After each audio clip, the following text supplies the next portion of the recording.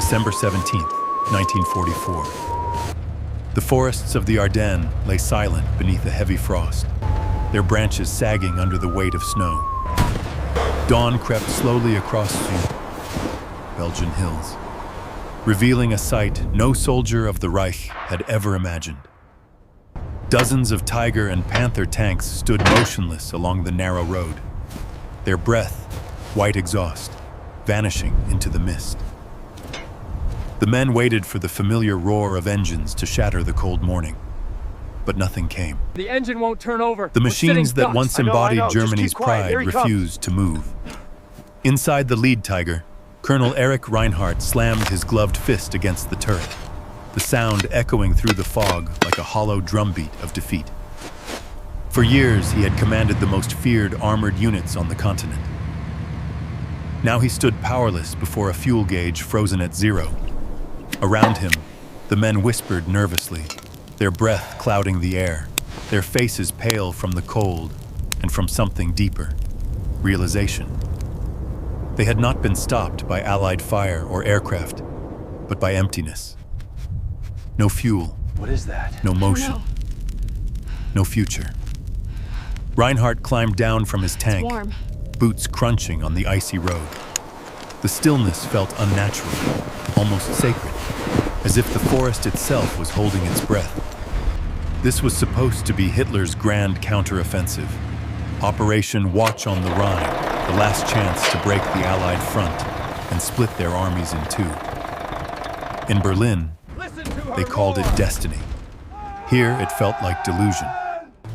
Reinhardt looked down the long line of steel beasts, their gun barrels aimed west, their engines lifeless, and felt the weight of the impossible. Each Tiger consumed 2.5 gallons of fuel for every mile it moved.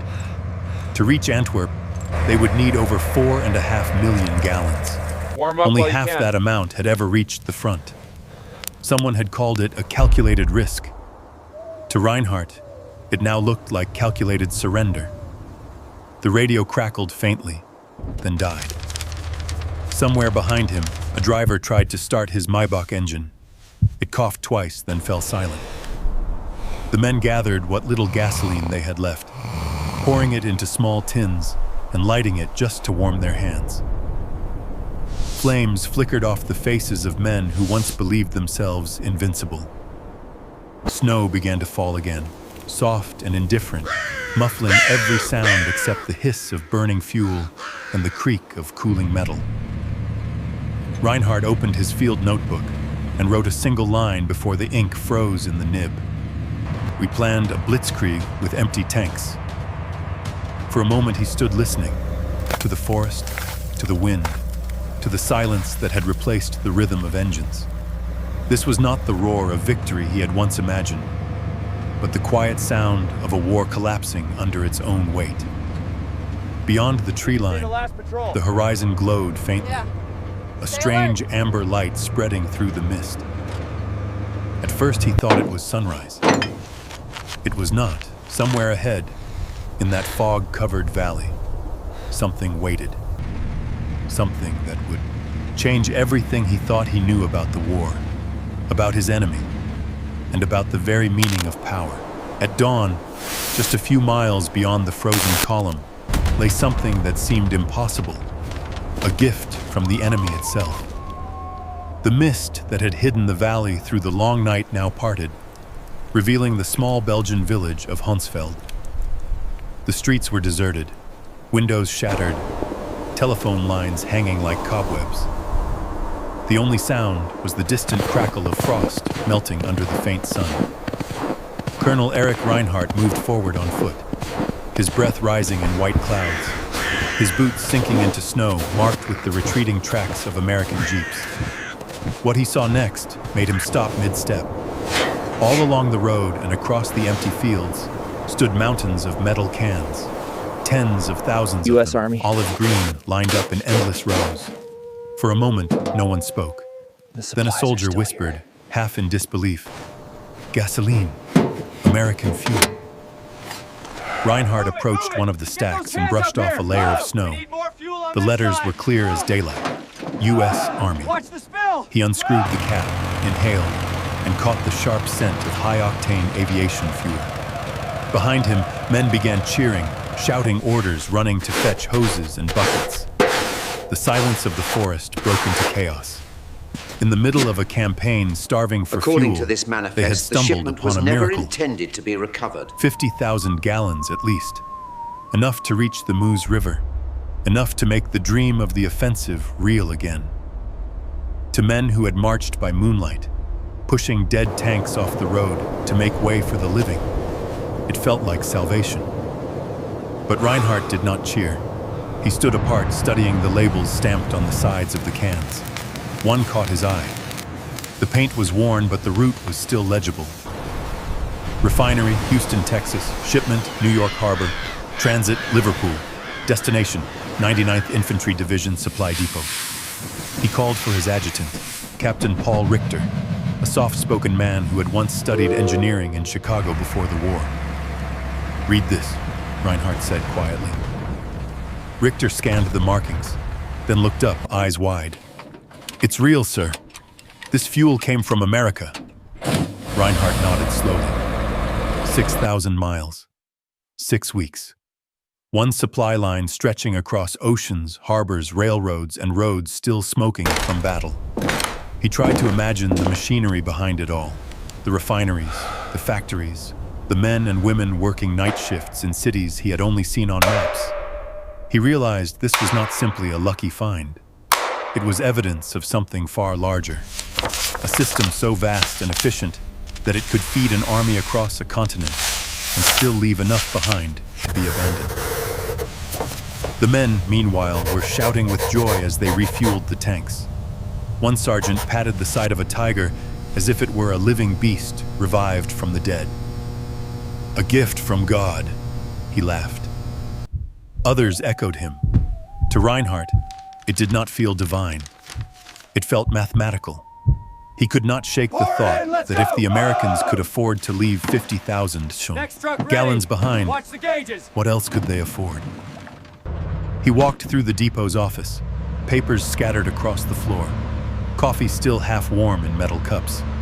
He picked up a shipping manifest written in English, its columns neat and organized. Every line represented a movement of fuel, food, and ammunition, precisely logged and delivered. The numbers were staggering. Behind him, Captain Richter found an American newspaper dated only 2 days earlier. The headline celebrated a new pipeline from Cherbourg to Verdun, capable of delivering 300,000 gallons of gasoline per day. Reinhardt felt his throat tighten. A single pipeline moving more fuel daily than his entire division SUC would use in a month. He stepped outside and looked at the men still celebrating around the jerry cans. The sound of engines sputtering back to life filled the cold air. But to him, it was no longer the sound of victory. It was the sound of awakening. Every can they opened was a reminder that their enemy's power was not just in its soldiers, but in its factories, in its shifts, in its ability to move energy as if the laws of distance no longer applied. He thought back to Berlin, to the promises of swift triumphs and technological superiority. Here, among these silent American cans, he saw a different kind of superiority. One built not on ideology or daring, but on organization and abundance. He glanced again at the label marked Houston. That word alone carried the weight of a continent. In that moment, Reinhardt understood what his superiors did not. That Germany had misjudged not the courage of its enemy, but its capacity. The men might have captured the fuel, but in truth, they had uncovered a mirror reflecting their own futility. As the tanks began to roll again, engines roaring triumphantly, Reinhardt closed his notebook and climbed back onto his command vehicle. The smell of gasoline filled the air, thick and intoxicating. Somewhere behind him, a mechanic shouted that the road ahead was clear. The colonel gave the order to move out, but his eyes lingered on the vast field of empty cans left behind. He thought of the factory workers in Texas who would never know that their fuel had reached the enemy. and of the irony that their labor had given the Wehrmacht a few more miles of life and a glimpse into its own defeat. As his column disappeared into the fog, Reinhardt could still see the mountains of jerry cans fading in the rearview mirror, shining faintly in the pale sun like a monument to the modern age. That single label from Texas would haunt him because it told a truth no German wanted to face. As the tanks of Colonel Erich Reinhardt's column rolled westward once more, the fog gave way to a pale, colorless sky.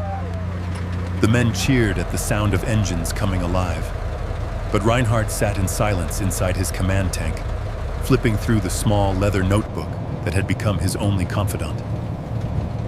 The roar of the Maybach engines outside could not drown the noise in his mind. Every number he had seen in Hansfeld, every route, every shipment, every gallon, had etched itself into his thoughts. He began to add them together, line by line, until the figures themselves began to mock him. The war, he realized, was no longer being fought in the forests of Belgium, but in the arithmetic of production and supply. He could see it now with the precision of an engineer. The Americans had turned logistics into a weapon. Each can of fuel was not merely gasoline. It was the proof of an industrial empire operating with the rhythm of a heartbeat, constant and unstoppable. Reinhardt thought of Albert Speer's reports he had read months earlier, warnings that the synthetic fuel plants in Leuna and Pölitz had been destroyed by Allied bombers. Output had fallen from hundreds of thousands of tons to barely a fraction of that. He remembered Berlin's optimism, the speeches about technology and ingenuity saving the Reich. Now, staring at the endless column of tanks burning American gasoline, those words felt hollow. The truth was cruelly simple. We fight with steel. Germany's factories could no longer feed its war machine. He knew that in April, the Americans had refined 1.8 billion barrels of crude oil, while Germany, even counting the Romanian fields and every synthetic refinery still standing, had produced barely 33 million, 2%. 2% of a rival that was thousands of miles away, yet could deliver fuel to this frozen battlefield as if the ocean were a mere highway. Reinhardt tried to understand how they did it. He remembered his years studying engineering before the war, the calculations of pressure and flow that governed every system. But this was something larger than physics. This was organization on a scale he had never imagined. The Americans had built pipelines under the English Channel, pumping fuel from Britain to France through steel arteries stretching across the seabed. They had created a ceaseless convoy of trucks, the Red Ball Express, driven by men who carried supplies day and night, their headlights covered with slits to hide from enemy planes. 12,000 tons of cargo moved every day, like a river of steel and gasoline feeding the Allied advance. Reinhardt looked down at his own supply column, horse-drawn carts among the tanks, fuel trucks sputtering from cold, mechanics patching engines with wire and faith. He realized that this was not simply a shortage of resources, but a collapse of imagination. They had built the best machines in the world and chained them to a dying economy. "We fight with steel," he murmured, "but they fight with systems." Captain Richter, riding beside him, asked what he meant. Reinhardt only smiled faintly. They no longer need to win every It means battle. we're fighting men who no They just longer need need to to keep win moving. every battle. They just need to keep moving. Outside, the roads grew worse. Mud, ice, and wreckage slowed their progress. For every mile they advanced, another gallon vanished from the tanks. The colonel watched the fuel gauge drop and thought again of that word, Houston. A single American city producing more oil than all of occupied Europe combined. It was not courage that made the Americans strong, he realized, but the stability of an economy that could waste and still have more to give. He thought of the workers he had seen in propaganda films back home, thin, exhausted, rationing every drop of gasoline for the homeland. Meanwhile, across the Atlantic, American civilians still drove cars, their factories glowing through the night, their refineries producing fuel faster than bombs could destroy it. He could almost picture it. Trains carrying oil from Texas, ships sailing through the Atlantic, pipelines humming under the soil of France. Each one a vein feeding a living organism, the kind of war Germany could never sustain. The more he thought about it, the more he understood that their campaign in the Ardennes had been doomed from the moment it was conceived. Berlin's generals had not just miscalculated, they had gambled against arithmetic itself. Even if his unit captured every gallon in Belgium, it would never match what the Americans produced in a single day. The realization gnawed at him, a quiet humiliation he could not share with his men. To them, victory was still measured in distance and ground captured. To him, it was already lost in decimals and tonnage. As they reached the next village, Reinhardt ordered a halt. The men needed rest, and he needed silence. He climbed out of his tank and stood beside the road, the air filled with the smell of exhaust and wet earth. A group of soldiers was siphoning fuel from captured American trucks. One of them laughed, saying, "With this much gas, we'll be in Paris by New Year's." Reinhardt didn't respond. He looked at the sky instead, the gray clouds rolling like smoke from distant factories. For a moment, he envied the Americans, not for their resources, but for their ability to see war as a problem to be solved, not a destiny to be fulfilled. They built not for glory, but for function. That difference, he thought, was the reason they would endure long after this snow melted. He closed his notebook again and stepped back into the tank. The radio buzzed faintly with static, reports of new orders, new targets. None of it mattered. The numbers had already spoken.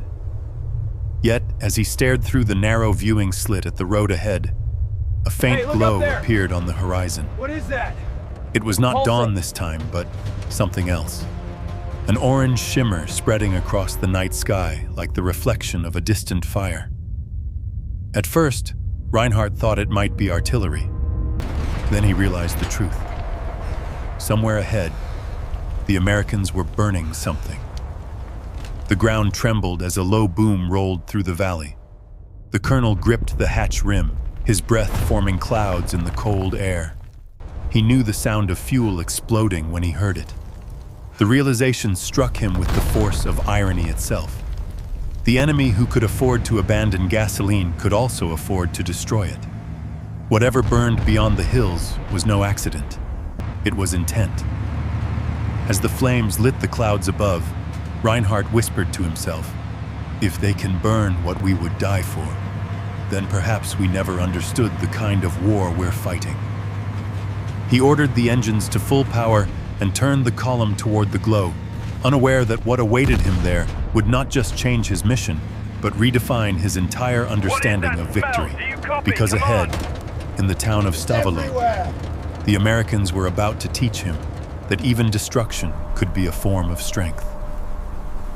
As dusk fell across the valleys of Belgium, Colonel Erich Reinhardt's armored column crawled west, following the glow that flickered over the horizon. The wind carried a strange smell, smoke, chemicals, and something heavier, almost sweet.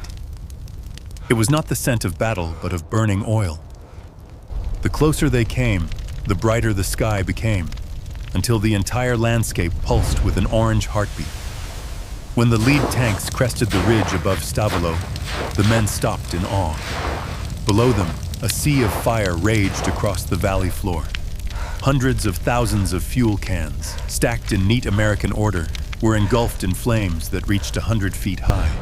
Millions of The gallons heat was so intense gone! that snow melted on the hillside where they stood, and the ground shimmered as if alive.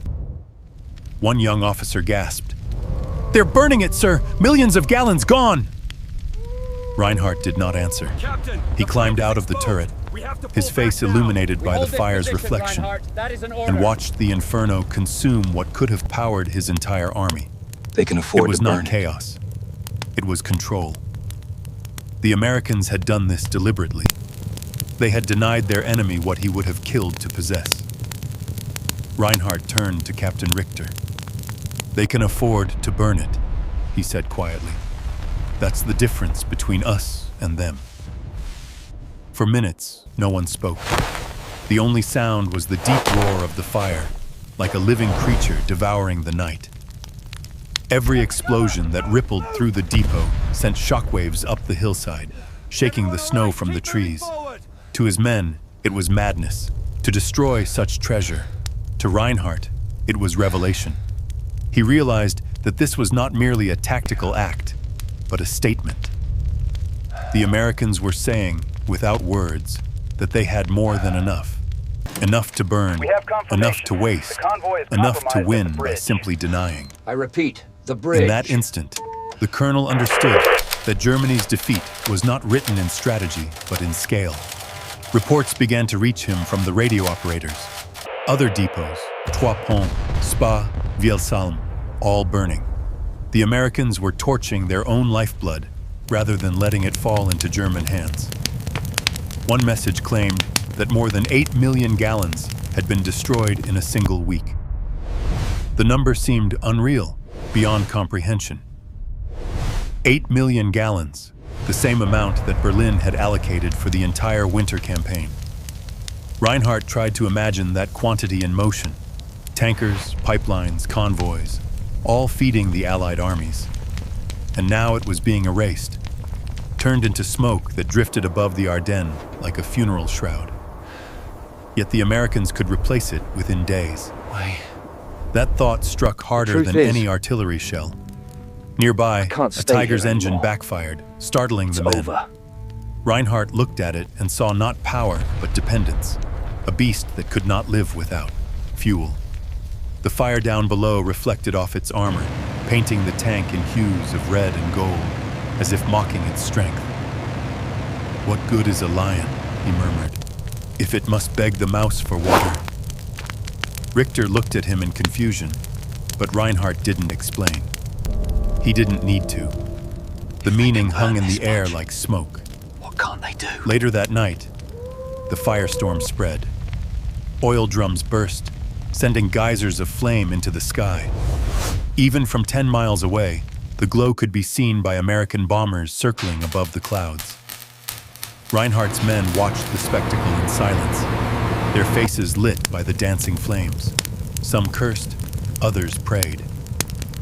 One soldier whispered, "If they can burn this much, what can't they do?" Reinhardt didn't reply. He was thinking of the people behind this power. The engineers, the laborers, the planners who had built a war machine not on emotion, but on mathematics. This was not about courage or ideology. It was about mastery of movement, of supply, of endurance. The Americans had built a kind of warfare that transcended valor. They had turned oil into momentum, and momentum into inevitability. They're not fighting us. The colonel could almost hear the hum of their pipelines, the rhythm of trains crossing bridges, You assured me the the whine defenses of were trucks secure. rolling through the Explain night. why the line was breached. In comparison, his own column don't seemed know, like sir. relics of a bygone era. This is what Steel victory dinosaurs looks like stranded in a world that had before already it's moved written on. down. As the hours passed, snow began to fall The enemy again, assault has mingling failed. with ash. Our defenses hold firm. The fire still Final burned, victory is inevitable. but the sound had softened, a low rumble under the whisper of wind. Reinhardt stood with his arms crossed, eyes fixed on the horizon. "They're not fighting us," he said softly. "They're outlasting us." Richter frowned. "Sir?" Reinhardt turned to him. "This is what victory looks like before it's written down. They've already won. They just haven't told us yet." All units, He thought of move out Berlin, now. still Secure the broadcasting objective. speeches of triumph and destiny, while out here in the frozen woods, the truth burned bright enough to light the sky. As dawn approached, the flames began to fade, leaving behind twisted metal and blackened earth. The smell of fuel lingered, heavy and final. Reinhardt ordered his men to move out, though he knew it was pointless. Each mile forward would consume the very thing they lacked. Still, he could not bring himself to stop. The tanks rolled past the ruins of Stavlo, their treads crushing the charred remains of the cans they had come to steal. This is not war. Smoke clung to their This uniforms, is arithmetic staining made everything visible. it touched. In his notebook, Reinhardt wrote again, "They destroy what we worship. They burn proof of their abundance." He paused before closing it and added one more line. "This is not war. This is arithmetic made visible." The column advanced in silence, engines echoing through the empty villages, their sound dwarfed by the memory of that inferno. For Reinhardt, it was no longer about reaching Antwerp or fulfilling Hitler's dream. It was about understanding. They never stood a The fire had chance. shown him what words could not, The cold that takes America's everyone, strength was not just eventually. material, but psychological. It was the power to make the impossible ordinary, to waste what others could not even imagine possessing. As the last embers faded behind him, Reinhardt looked to the west, where the sky was already brightening. He knew the offensive would not last, that his tanks would one day stop again. But he also knew that the lesson of Stavlo would never leave him. The Americans had burned 2 million gallons that night, and in doing so, they had burned away the last illusion of German victory. Yet Reinhardt could not help wondering, if destruction itself could be a weapon, what would the next lesson be? What form of power awaited him beyond this smoldering valley? The question lingered like smoke, carried westward by the wind, toward the next chapter of his understanding. By Christmas Eve, the once mighty Listen column closely. of Colonel Eric We push through Reinhardt the Kessel had Valley become at a dawn. weary procession of ghosts. Secure the bridge by Azores and The roads of 600 the hours, no Ardennes exceptions. were now graveyards Continue for tanks, operations with existing half fuel. buried in snow, their engines frozen solid, their crews huddled around small fires fed by scraps of ammunition boxes. The laughter that had filled the ranks after Hansfeld was gone, replaced by silence and the low cough of men breathing in the cold. Pay attention. The Weather is offensive turning, that Berlin but we had press promised on. would change the Stick course to of the the revised war was coordinates. dissolving before their eyes. Reinhardt's We fuel move reserves until were we nearly stop. gone. Barely 1,000 gallons remained to move hundreds of tons of armored steel. Ahead lay the Meuse River, still 30 miles away, but it might as well have been the Atlantic. The colonel ran his gloved hand along the side of his command tank, its surface slick with frost. The machine looked powerful, invincible even, but he knew the truth. It was a giant chained to a teaspoon of gasoline. He had read the reports. A tiger burned through 2.5 gallons per mile in combat, a panther nearly 2. Every They waste skirmish what we was a worship. calculation, every mile a debt. The mathematics of defeat had now turned into a physical sensation. He could feel it in the vibration of the hull, in the way the engines coughed before stalling. When the radio crackled with the Patton's final army has message turned from north. headquarters, continue operations with existing fuel. It sounded less like an order and more like a eulogy. 3 days? Reinhardt stared at the map spread across the hood 3 of a days? half-track. The red arrows that once symbolized momentum now looked like wounds bleeding into the paper. Around him, the men murmured anxiously. Some begged to turn back, others to press We on and measured in die liters. moving rather than stand still. They measured in oceans. Reinhardt gave neither command. He simply Gentlemen, folded the map, situation is worse than placed the it in reports his coat, suggested. We must and move said by dawn. quietly, But the third platoon "We hasn't move until returned we yet, stop." sir. The Americans fight with And so more they than did. weapons.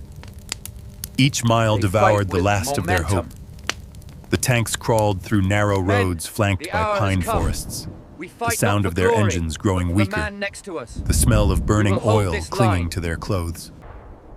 At one point, they passed an abandoned American Jeep, its headlights still on, a can of gasoline sitting in the passenger seat.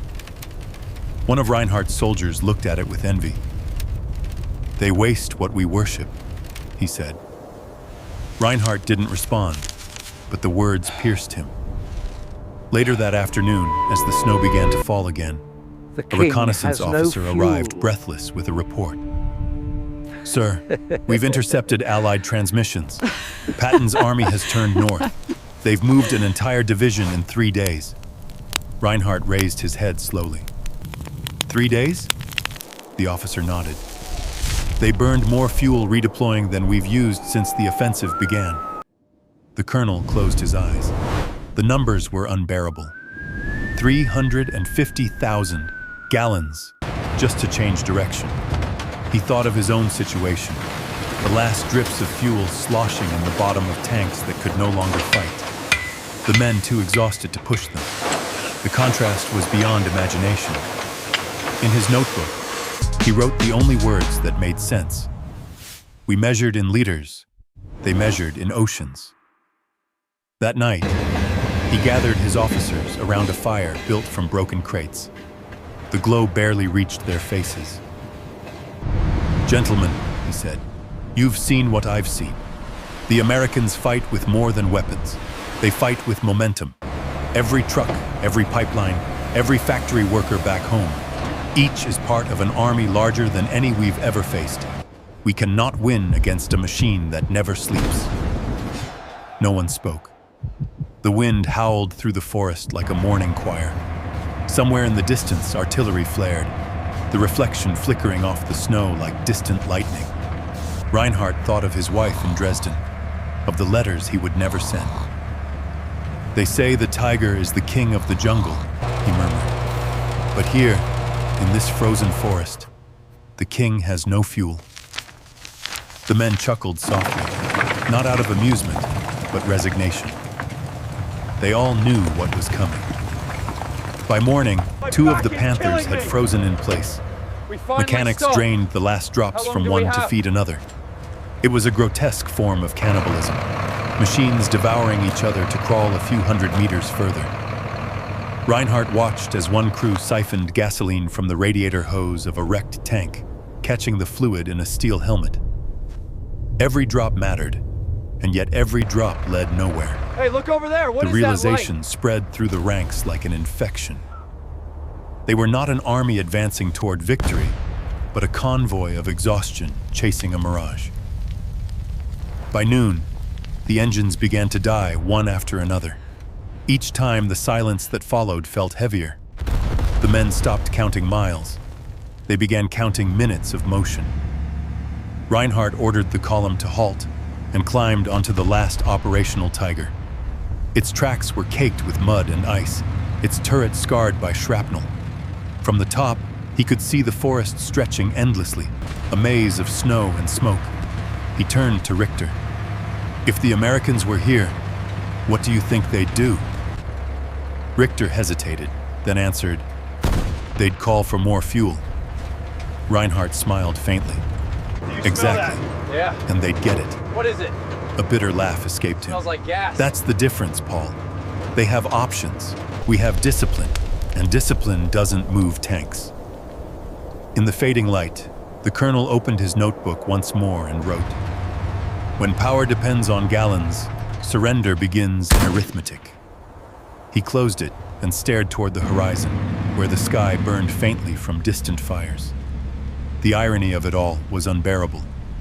The war had begun with dreams of domination through machinery, and it was ending in the whimper of empty engines.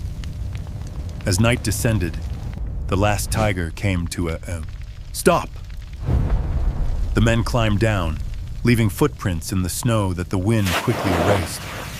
They had not been defeated by men or weapons, but by subtraction. Every liter lost was a step closer to the end. The colonel lingered beside his tank long after the others had moved into the woods. He placed a hand on the cold metal, as though saying goodbye to an old friend. Then he whispered to himself, "When fuel becomes fate, the war is already over." The words vanished into the snow, carried away by the same wind that once guided flames over Stavelot. But Reinhardt did not yet know that the final lesson of this campaign would come not from the silence of his engines, but from the voice of his captor. For in the days ahead, as his column collapsed and he fell into American hands, a single question would echo through the frozen fields. What happens when even surrender runs out of fuel?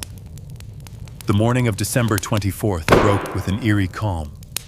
The snow was deeper now, swallowing the roads that had once carried his tanks like arteries pulsing with steel. Colonel Erich Reinhardt walked ahead of his remaining men, no longer a commander, but a survivor guiding shadows.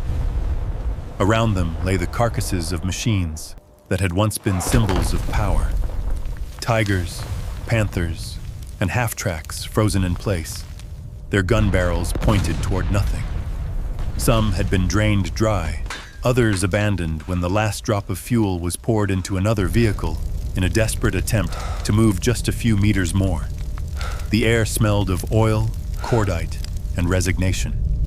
The colonel's boots cracked through ice as he moved past the silent hulks, their paint blistered from cold, their insignias barely visible beneath the frost.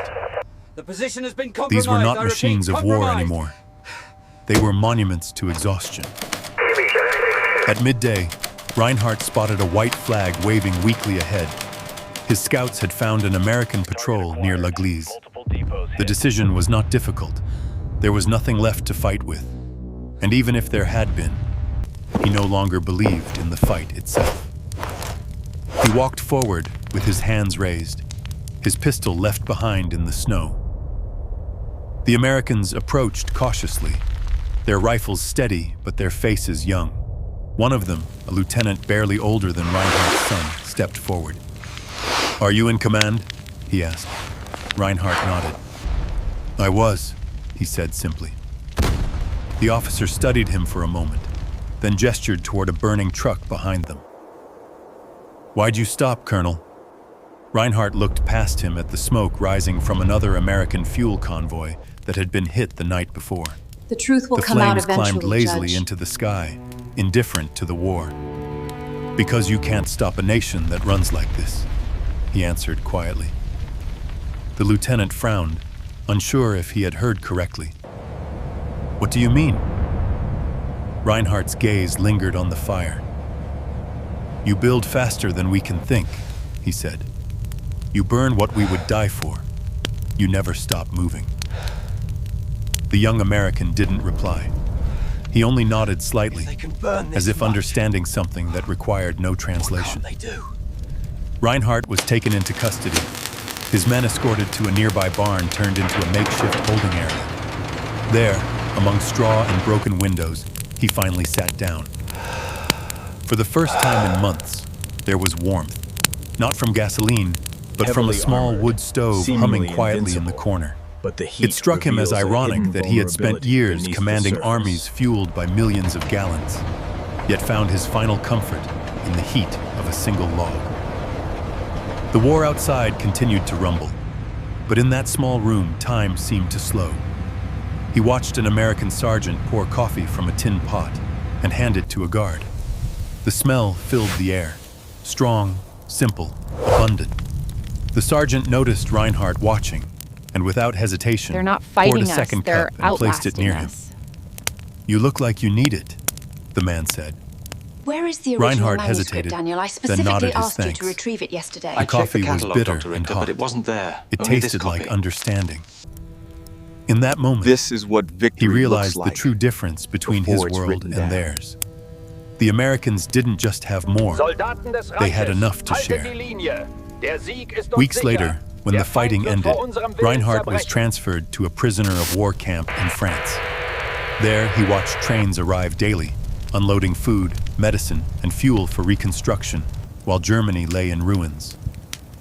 One day, an American engineer visited the camp to inspect captured vehicles. He recognized Reinhardt's name and approached. "You commanded the tanks near Stavelot, didn't you?" Reinhardt confirmed it. The man smiled faintly. "I read the report. You came close." The colonel shook his head. "No," he said. "We never came close. We only thought we did." The engineer paused. "Why?" Reinhardt looked at him and replied, "Because we measured victory in courage. You measured it in capacity." The words lingered between them like frost in the air. After the war, the world moved on. Pipelines were rebuilt, factories reopened, and nations learned that the power to endure came not from glory, but from organization. Reinhardt returned to a homeland divided and broken. He worked quietly as an engineer, designing irrigation systems This is instead not of tanks, war. and spent This his is evenings writing arithmetic notes made that no one visible. ever read. Yet every December, when the snow fell thick over the fields, he thought back to the Ardennes, the cold, the silence, and that impossible morning when American fuel burned bright enough to light the sky. In 1950, a letter arrived inviting him to visit Belgium for the dedication of a war museum. The curators wanted his testimony to accompany the restored Tiger II displayed at La Glaise, the same one he had commanded before its engine died. When he arrived, the museum was filled with school children. The guide explained the story of the German offensive, pointing to the massive tank behind glass. This machine, the guide said, did not lose because it was weak. It lost because the world around it changed faster than it could move. Reinhardt stepped closer to the exhibit. The tank's armor was polished, its turret turned slightly toward the west. Armored, On the dashboard, invincible, the original but the fuel heat gauge was reveals still a hidden intact. vulnerability Its needle beneath the rested surface. stubbornly at 0. He placed a hand on the cold metal and closed his eyes. The memories came back in a flood. The roar of engines, the smoke, the fire at Stavelot, the sound of snow falling on steel. But now, instead of shame, he felt something else, clarity. He whispered, almost to himself, "Courage wins battles. Logistics wins wars." Behind him, They're not a fighting teacher us, guiding the they're students heard the outlasting words us. and smiled, repeating them softly in translation. Where is the original The children manuscript, nodded, Daniel? I specifically not out of asked reverence, you to but retrieve recognition. it yesterday. I checked the catalogue, Dr. Richter, They but it wasn't understood, there. in a Only way this the copy. colonel once could not, that war was no This longer is about what victory strength, looks but like about connection. before it's The written invisible down. web of supply, labor, and will that kept a Soldaten nation des running. Reiches, haltet die Linie. As Reinhardt Der left Sieg the ist uns museum, sicher. the afternoon Der Feind sun wird broke vor through the unserem Willen clouds. zerbrechen. He turned back one last time and saw the Tiger gleaming beneath the skylight, its empty gauge catching the light like a mirror. For a brief moment, he saw his own reflection there, not as a soldier, but as a witness to a truth that had taken him half a lifetime to understand. The war had ended long ago, but its lesson endured. That a machine without fuel is only metal, and a nation without foresight is only noise waiting to fade. He stepped into the cold air, buttoned his coat, and began to walk toward the train station. Behind him, children's voices echoed through the hall, mixing with the faint hum of the museum lights. The same steady sound he had once heard across a continent. The sound of an engine that never stopped running. And in that quiet rhythm, the colonel found peace. If you've made it this far, I'd love to know what you think. Was Colonel Reinhardt's realization the true end of the war? Or just the beginning of a new kind of power? Type 0 if you believe no army can win without logistics. Or 1 if you think courage still matters most. This is not war. Your comment helps this channel This keep is these forgotten arithmetic stories made alive. visible. And if you enjoyed this journey through history, make sure to subscribe and stay with us. The next story takes us even deeper, where another soldier on another front discovers a truth no textbook ever told.